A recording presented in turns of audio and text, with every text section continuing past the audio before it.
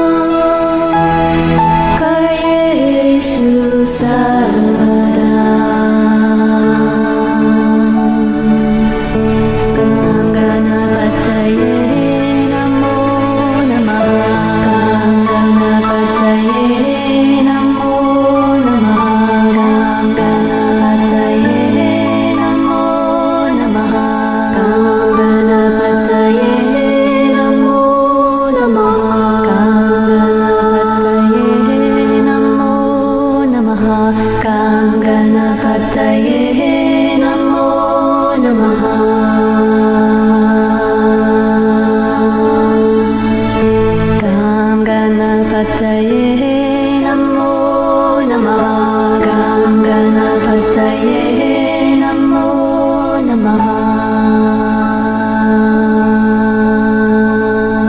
Jai Ganesha Gananata Dayaniti Sakala Vigna Karadura Hamari Jai Ganesha Gananata Dayaniti Sakala Vigna Karadura Hamari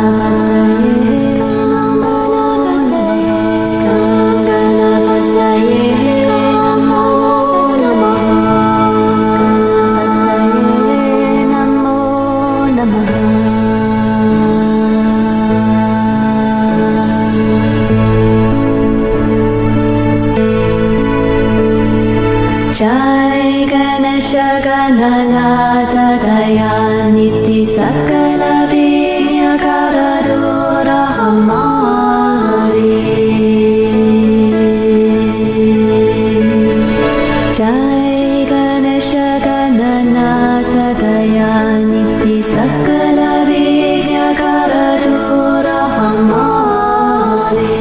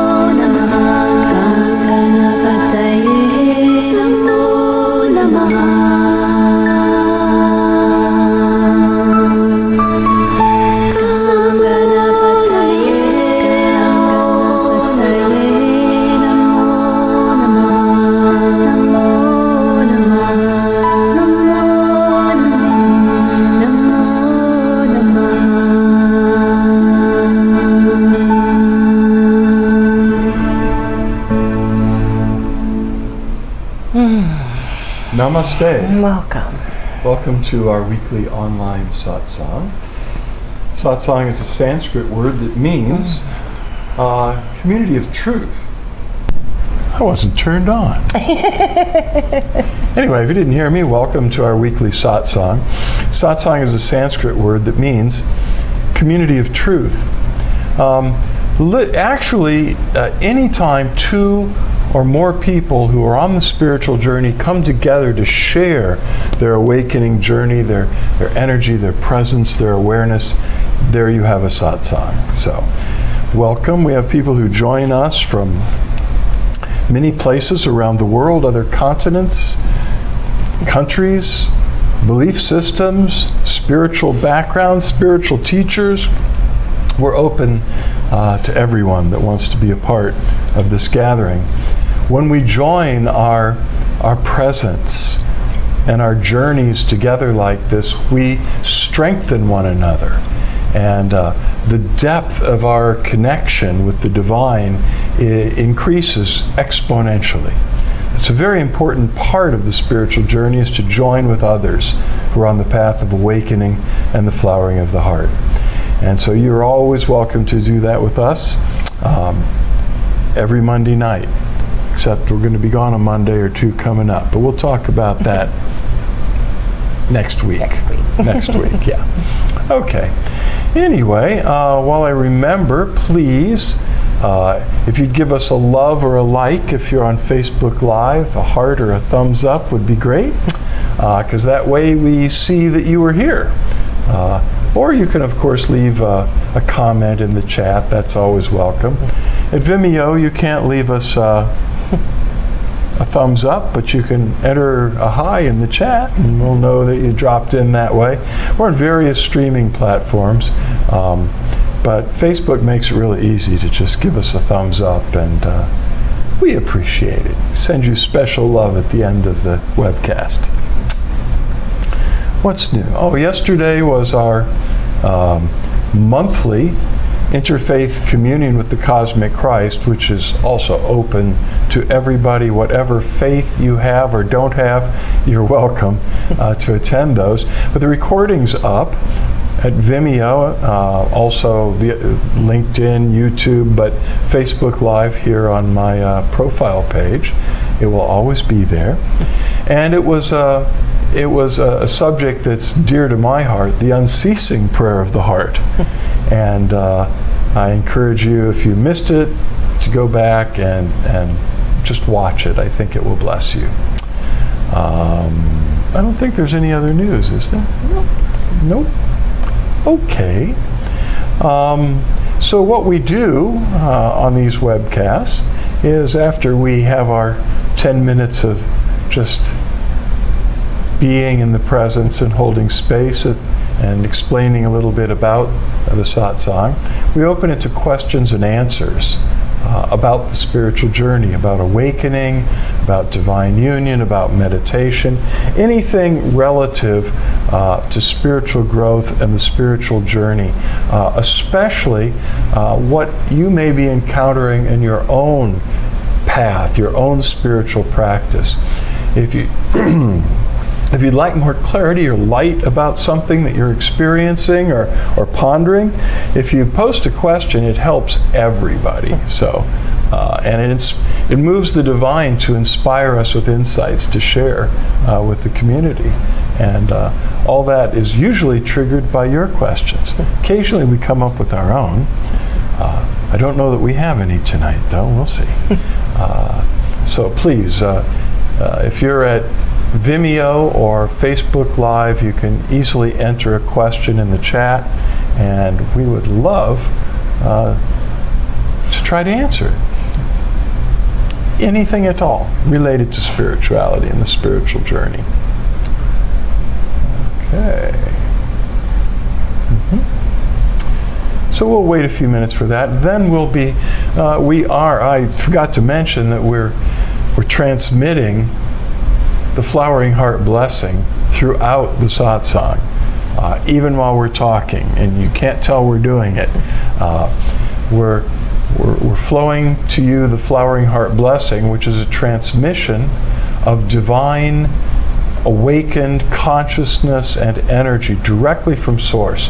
When the Divine revealed this particular form of blessing to me and Suzanne a number of years ago, the Divine said to us, this blessing does not flow through or belong to any particular master or saint or avatar or spiritual hierarchy or organization or spiritual tradition. It comes directly from me to whoever wishes to receive grace to awaken and to flower. And tell people it's coming from me. Tell people it's a gift of grace from me, from the Divine. And grace means absolutely free. It means you don't earn it, you don't deserve it, you don't work for it. It's simply a gift of unconditional love from the Divine itself. Also, the Divine was very clear. Tell people that when you've received this blessing, and you're receiving it right now, if you connect with it, you like it, you like to share it, you have been initiated and activated. In the very moment that you receive the Flowering Heart blessing, you're initiated to be able to give it to others. We have a 36-minute video on our website that explains about the blessing a little more in depth. Just go to our homepage at floweringheart.org. And please feel free to use that video. It's short, and you can just sit with another friend or group of people and hit the play button. And by the time 36 minutes is done, everybody there is initiated. Everybody is ready to share the Flowering Heart blessing, which can be done with another person's consent through touch, the laying on of hands, gently on the top of the receiver's head. You just invite the Divine to pour the Flowering Heart blessing through you, and then let go. The less that you try to help it along, or you don't need to pray or visualize or anything. It's the Divine doing it and simply using us as instruments or vessels to pour the grace through. So take advantage of it. It really initiates in a very beautiful way the awakening process. If that's already happening, it dissolves blocks, it speeds up the journey. And so it's a very beautiful gift to assist anyone on the path of awakening, regardless of what their particular spiritual background or belief system might be. Then, a little later on, after we get through all these questions you're posting, he says sarcastically, we'll be doing some blessings by intention for needs, situations, problems that you've brought with you that you're carrying in your heart tonight, and we'll be asking the Divine for direct Divine intervention in those situations that you're carrying in your heart, and we'll conclude with the open eye light meditation at the end. So, let the questions flow.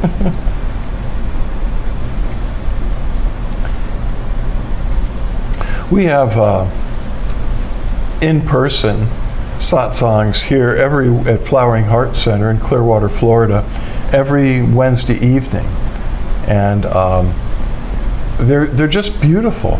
But really, and we do certain things that we don't do online, certain guided chakra meditations, and we give hands-on blessings, all of us to each other. But it's really the discussions, the sharing that is so powerful. And it's people just, so what's going on in your journey? and someone will say something which inspires something else and an insight, and it just takes off from there. We don't plan in advance. We never know where it's going to go. We'll definitely pray for your son and you and your boyfriend. And we'll do that, certainly, Ekaterina. We'll be doing that particularly when we get to the intention blessings a little later on. Milan says, hello Milan, can you speak to us about merging the duality of inner and outer space? Well, sure. There are various levels on which to look at that. I mean, ultimately, there is no separation between inner and outer space. And by that we mean the inner world, inner consciousness, what's going on inside of us, and what we're experiencing, what we're seeing in the so-called outer world. Carl Jung, the father of depth psychology, such a brilliant, insightful psychologist, said, 70-some years ago, that the outer world's a reflection of the inner world. Now, some of you probably thought it was actually an Indian teacher that said that, and he did. There are contemporary teachers in India that really point to that continually, that whatever you're experiencing in your outer life is a reflection of your inner world. It's all a mirror. The outer world is a mirror, actually, reflecting your inner state. So if you're in a state of conflict on the inside and struggle, then everywhere in life, everywhere you look, you'll see conflict and struggle being reflected back at you. If you're in oneness within, if you're in unity within, then everywhere you look in the outer world, you'll see oneness, you'll see unity, you'll see oneness just shining everywhere through all things. That's because, that's a great truth, because oftentimes when we have a problem in our lives, we try to solve it in the outer world. Like, your job or your work is not giving you the kind of income you need, or there are problems in the workplace or between you and management or others that are working with you. And so the mind would go, I need to get out of here. I need to get another job. I need to get a job that pays more, where I'm more in harmony with my boss or bosses and the workforce that I'm working with. That makes perfect sense. However, if the problem really is in the unconscious, a program that might be running deep inside of you that I'm a failure, I'm never successful, my jobs never work out, then just getting a new job, it's going to repeat. Or relationships, happens a lot in relationships. People go, this relationship is a struggle, I'm having a hard time, so I need to get another partner. I need to dump this one, get another one, and only to find out that relationship after relationship after relationship, there's a certain pattern that begins to emerge. Because the outer world is reflecting the inner world. To fix the problem, we have to heal that program that says, I'm not lovable. People reject me or abandon me. And that kind of program can be running in your subconscious or unconscious mind without you knowing it. Even if you're looking in the mirror every day and going, I am successful, I am on top, everything I do in life succeeds and I live in abundance. Or if it's the relationship thing, I have an excellent relationship, I'm lovable, I attract, healthy relationships to myself. You could be affirming all of that with your conscious mind. But the conscious mind is like the tip of an iceberg. The unconscious mind, underwater, so to speak, is like the mass of the iceberg. The only thing you see of an iceberg is a little bit of it that sticks above water. The part that's underwater is huge. And so it is with the unconscious mind. So a lot of the spiritual work that needs to be done is to work on that stuff inside that we're blind to bring it up into awareness, into the light of awareness and consciousness, at which point we have an opportunity to really be free. I like to use a certain analogy. It's like you get up in the morning and you go in the bathroom. You look in the mirror and you see this big black smudge on your nose. So what do? You get a washcloth, you get the washcloth all wet, and you try to polish the smudge off the mirror. Because you're seeing it in the outer world, in the mirror, we try to fix it out there, when that isn't the way it works, right? We need to wash our nose. And so it is with all the problems in our lives. We need to find out what's being reflected. in these outer problems and patterns in our lives, because that's where the answer is. A lot of us just keep asking the divine, oh, just take this problem away. But the divine's trying to help us with this mechanism of the outer world being a mirror.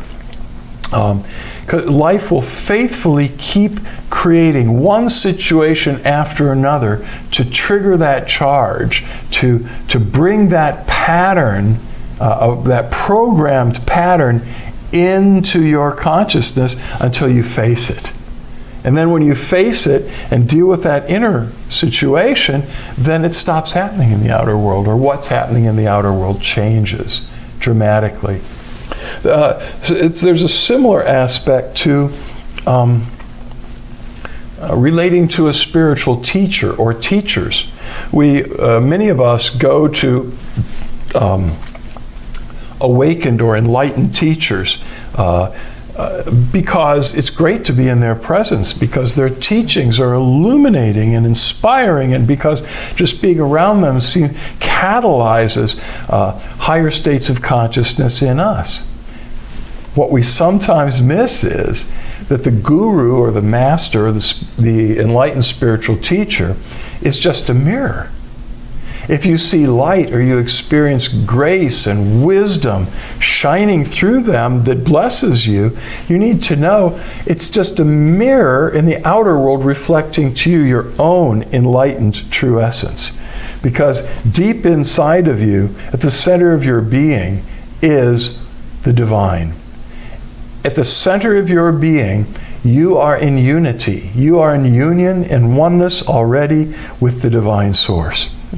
And your true nature, that true essence, which is not your mind, it's not your body, I mean, all that's going on, but you are a spirit being that is eternal, without beginning and without end. And that spirit being at its deepest core is already enlightened, is divine itself. And so we need to sort of take back our power from where we may have given it away to a spiritual teacher, an organization, or a church or a temple. Take it back and turn within and realize that all of that you've experienced that's helped you and awakened you from the outside was a mirror trying to show you what you are. But too often we become addicted to, in an unhealthy way, we become dependent on a teacher or a teaching or a particular religious organization, and we never get to the core because we're reaching for it out there. If I can just get close to that person, if I can just go to another workshop, if I can just go through another process, that'll get me closer. What'll get you closer is to realize that there is no separation between the inner world and the outer world. Everything, the brightest stuff you're seeing out there in your world is inside of you. Also, the problems that you're wrestling with in the outer world are all inside of you. And I kind of had a different slant on that question, in that I've been looking at how crazy things in the world are, and asking, how can I be the change? How can I make a difference and the biggest impact in my own little bubble here? And it makes me think about, a lot of us that are on the spiritual path, we have meditation, we have internal calm, we have internal peace, or we're working towards that. We're, it's already there, but we're discovering it. And for me, it's been just a process of realizing when I'm getting caught up in the duality of the outer world, and then bring it back home. Like Michael said, it's a reflection of our inner state. So I really believe that the more of us that are able to do this and see where we're in conflict and how that's reflecting in the outer world, conflict will begin to get a little bit less in our environment, and that has a ripple effect outwards.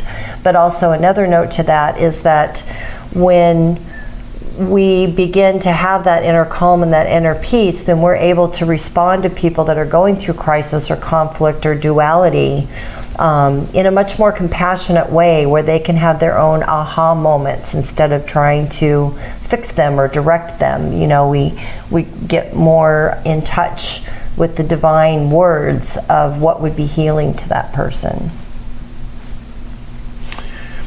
So, James, hi James, Burnside, says, I struggle with my health now. I don't know how to get better. To which Milan replied right away, we'll pray for you, James. Yeah. And James says, thanks for your kindness, Milan. And Milan said, the more peace and bliss is inside, the more I see chaos outside. We'll come back around to that. But about the healing, you know, that's a good question. I guess it was a question. I don't know what to do to improve my health, to get healing for whatever situation or situations you're dealing with in your health life. There are steps you can take. I learned years and years ago that there are people who are gifted, especially those who have spiritual gifts given by God, by the divine. Now, there are a lot of gifted healers. There are psychic healers that work with psychic energy and can manipulate energy. There are acupuncturists and those that heal using Oriental medical arts, all very powerful stuff. And you know all about that, James. You've probably availed yourself of that.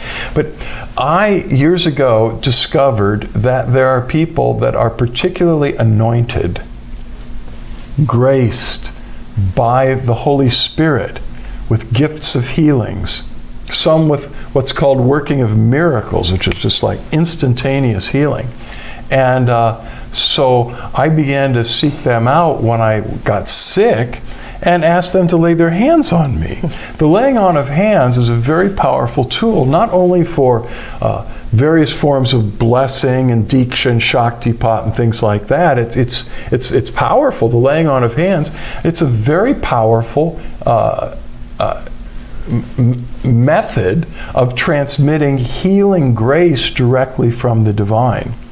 And while anyone can pray and ask the divine to pour healing grace through them, there's some that are specially gifted in that particular way.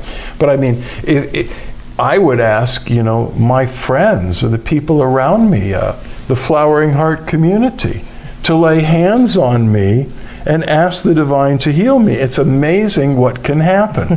The blessing, whether it's the Flowering Heart blessing or other forms of spiritual blessing like Reiki or various forms of Diksha or other things like that, are not just for spiritual awakening. I say just because obviously the most important thing is that we become liberated and awakened and one with all that is and with the divine itself. But through the countless thousands of years that we know about different spiritual traditions, the divine has used physical healing as one of the main vehicles to demonstrate to humanity the compassion of the divine. The willingness, the deep yearning of the divine to free us from our suffering. I mean, it's not an accident that in the brief years of the ministry of Christ, he just went around healing multitudes. And he said, when you see what I'm doing, you're seeing what God is like. So he wanted people to understand that God wasn't this brutal taskmaster that was going to measure our lives in the scales of judgment, and all of that scary stuff that religion is, kind of foisted upon us. But he was like, God is love. And God wants to feed you. You don't have food? Okay, let's just multiply loaves and fishes and bring food out of, you ran out of wine at the marriage feast. Well, here, bring me jugs of water. We'll turn that into wine. You're hungry. We're going to feed you. You're sick. With a single word, whole multitudes. Now, this wasn't showing how great a human healer is. It was a revelation to the people at that time that thought God was some brutal, judgmental warlord, really harsh and punishing, that this is what God is like. But it demonstrates that there's a willingness in the divine to heal. The issue is never getting the divine to be willing to heal you.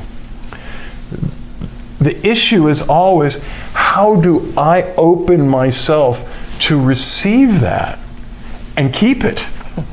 And it can be done. Hanging out with some of these people that have great gifts, just to have them pray for you, it can be amazing. As they share their insights about the healing graces of the divine, that can clear all kinds of obstacles that we don't even realize are there in our consciousness, open us up to receive healing. And also to that end, meditation on the healing scriptures is incredibly powerful. Whether we're talking about bhakti yoga or we're talking about Christian mysticism, it begins with hearing the word, the teaching.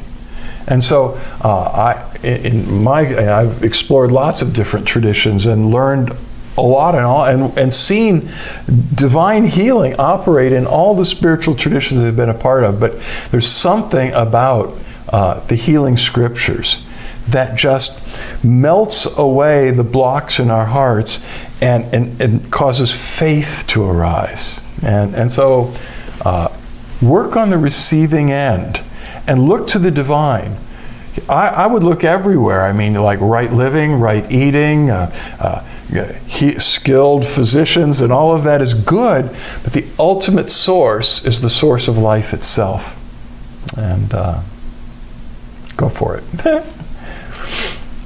Did you want to add to that? That was the only thing that I was going to add, is that, we know you, James, and we know that you're part of the medical field, so we didn't do that until the end of saying, you should definitely get it checked out, because we know that you've already done that. But this is, a spiritual satsang, so we're addressing the spiritual side of healing and health. Yeah, and I'm glad. And well-being. Yeah. That's important. Some people think it's a lack of faith or spirituality to go to get something checked out by the physician. And actually in the Hebrew scriptures, in the book of Sirach, it says that's pride.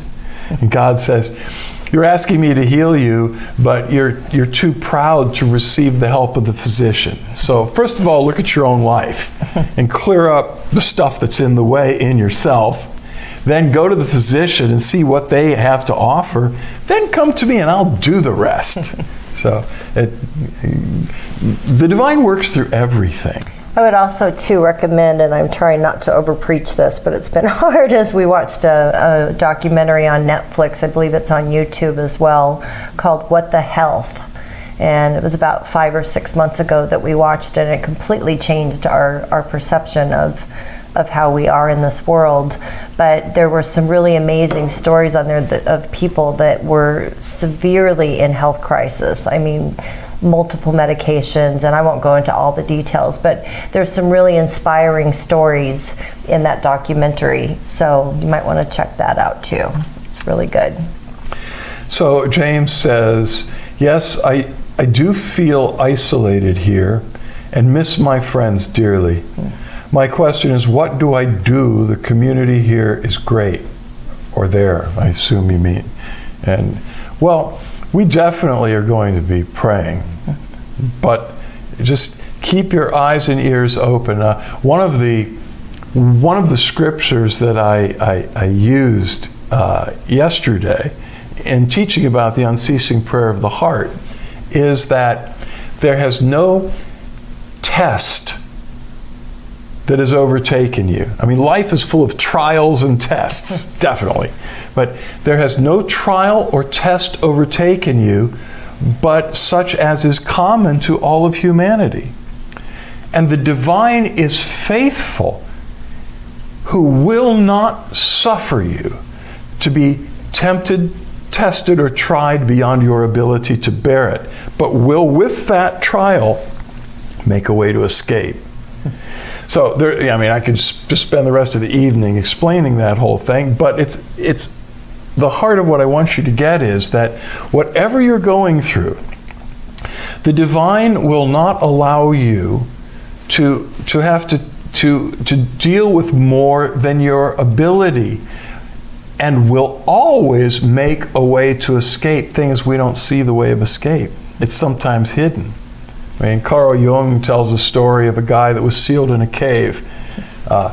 He broke some laws, got judged by a tribe, sealed in a cave. They said, if you can get out, go free. If you can't, this is where you'll end your life. And he saw way up overhead in the ceiling of the cave an opening, a hole big enough to get out of, but it was way up there, so he kept trying to pile up rocks and get up there, and he used all the rest of his life force trying to get up to what he thought was the way out. And when they came, the tribe came and unsealed the cave. He had, of course, starved to death.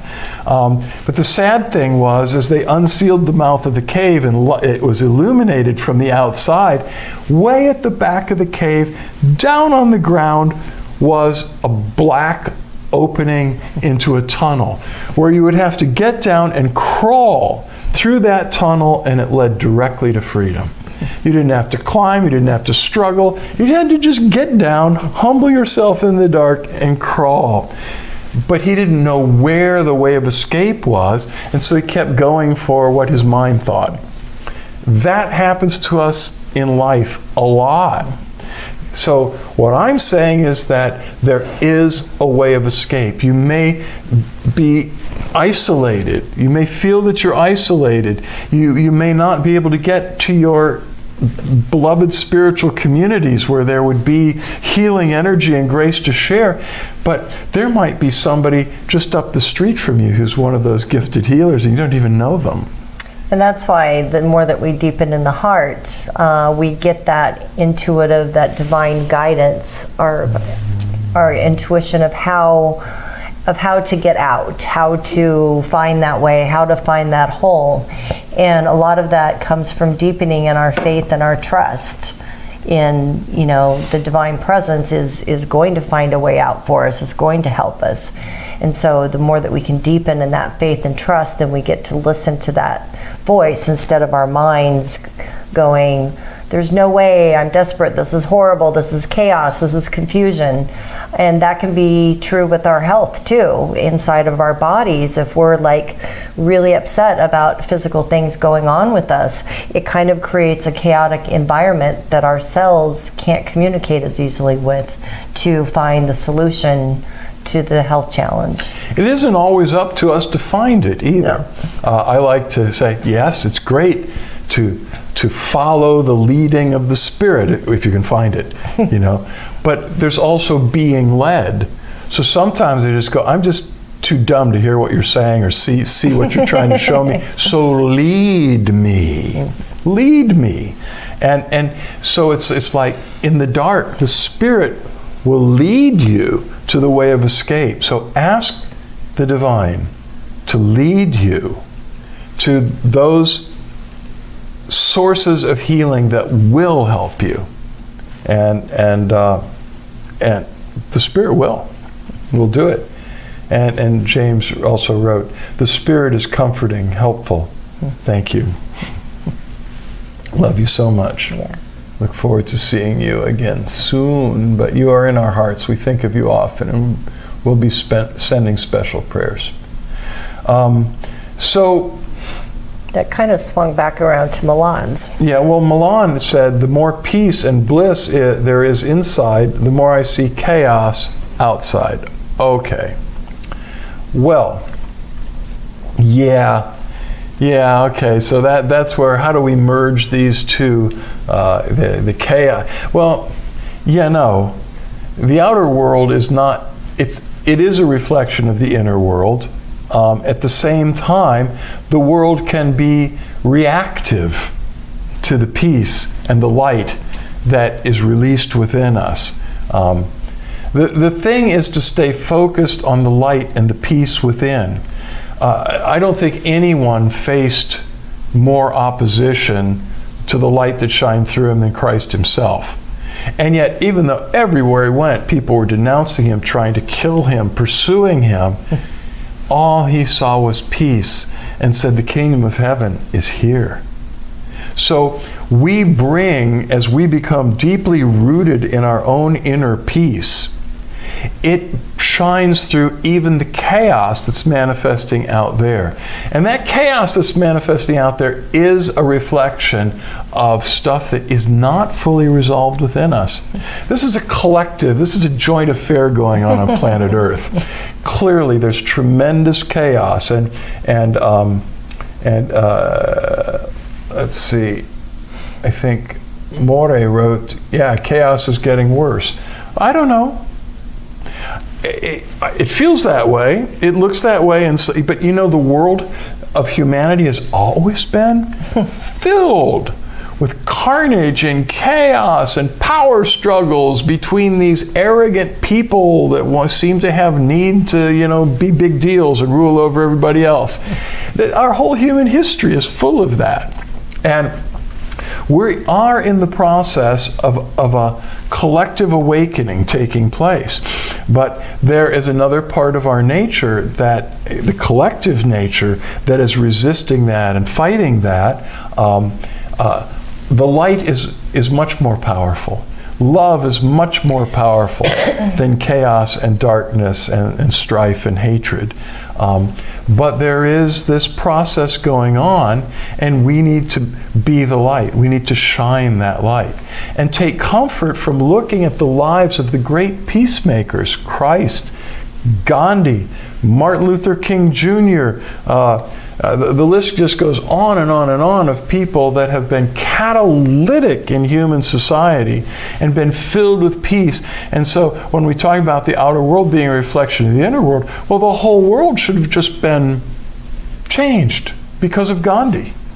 I mean, there should have been an end of war, an end of religious turmoil. The world should have just blossomed into a clear reflection of Gandhi. But you have to keep in mind, the outer world is not just a reflection of one person's enlightenment. It's the reflection of our collective state, which is part miserable and part awakening. Just keep going, because the awakening is rippling out and affecting the collective. Right. It reminds me of that children's song, clean up, everybody clean up. Clean up, everybody do your part. James kindly wrote, I'm here because the Flowering Heart Center is a great blessing to me. Yes. And your own Flowering Heart Center is a great blessing to you and us. Much, much love to you. To all of you, to all of us. That's how James started his conversation in the satsang tonight.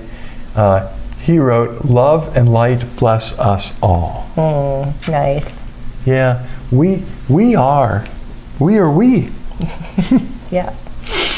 Yeah, let me check over here. It's time to dive in.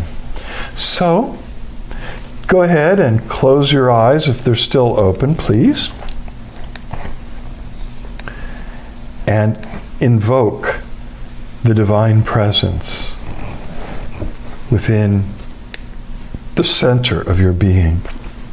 It's already there. Invoke sounds awful fancy. How about just invite? How about just welcome the divine presence who is radiating, shining, pouring out. From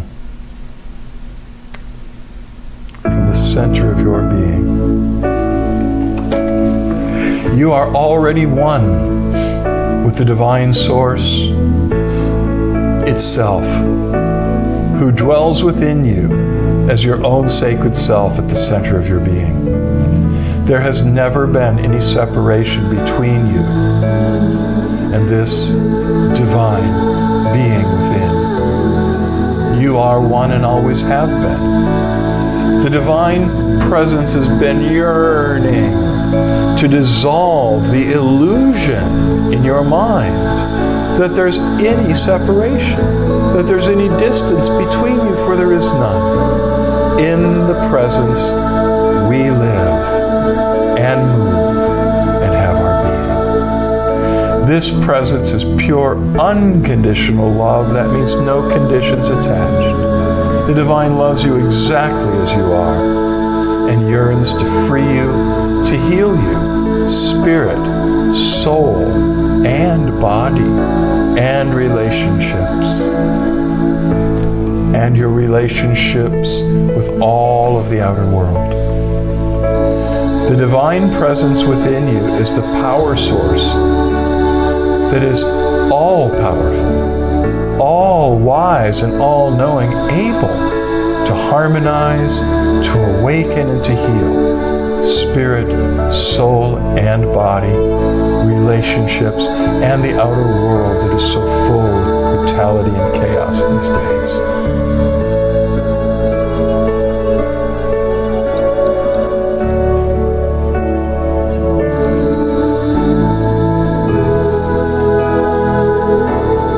Give the presence that burden. Whatever you're struggling with, whether it's in your body, in your mind, or in the yearning of your heart to be one with the divine, to awaken, to be free. Give that yearning, give that struggle to the divine presence at the center of your being, and just let go and receive the grace that is pouring out to you from the center of your being, from above you, from all around you. Drink it in and receive the flowering heart blessing. Trust the divine knows what needs to be done. Before you could even ask, just receive unconditional grace and love.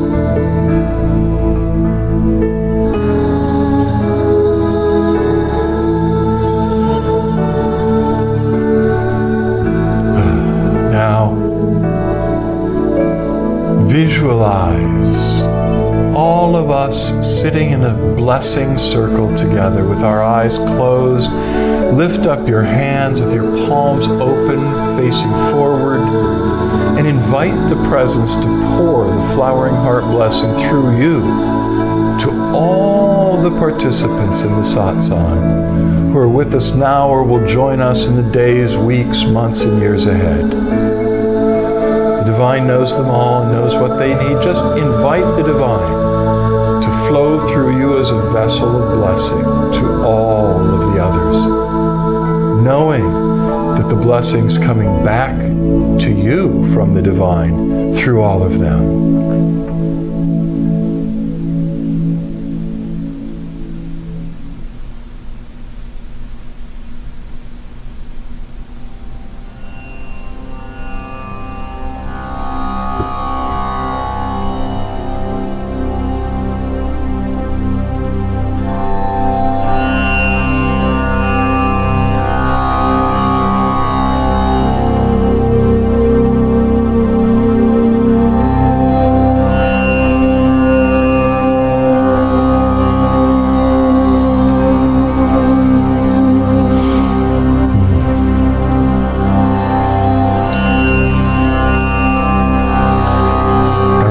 Your hands.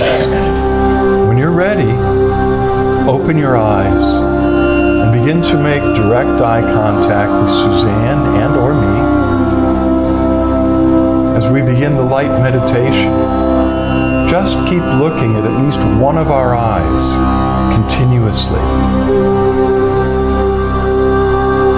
As we enter the light meditation, we're flooded. Suzanne and I are just flooded with presence and grace and love and light. And it pours through every part of our being to you. Oceans of love and awakening, healing grace are pouring out to you. Through every pore of our being, but especially through our eyes, which have been called the doorways of the soul. There's nothing for you to do but just keep looking as the light shines through our eyes, into your eyes, deep into your spiritual heart, causing the light and the fire of divine love and transformation to burn brighter and brighter and brighter.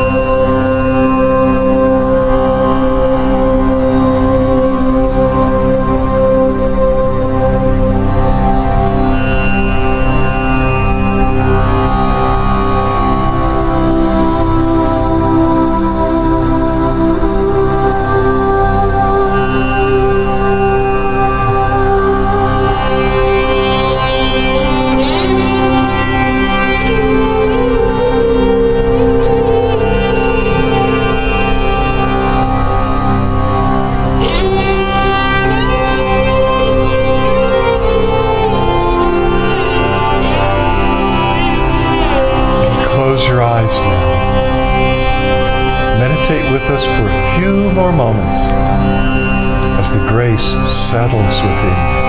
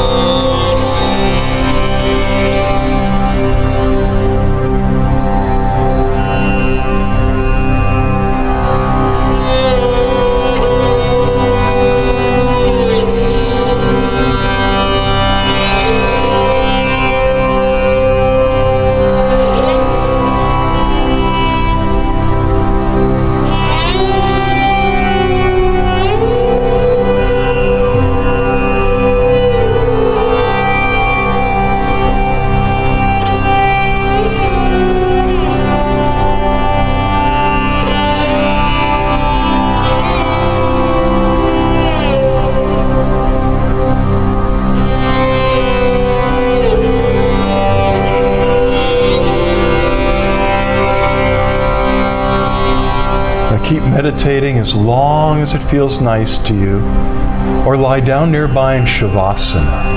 That's to lie on your back with your eyes closed, your arms loosely at your sides, with your palms open, turned upward.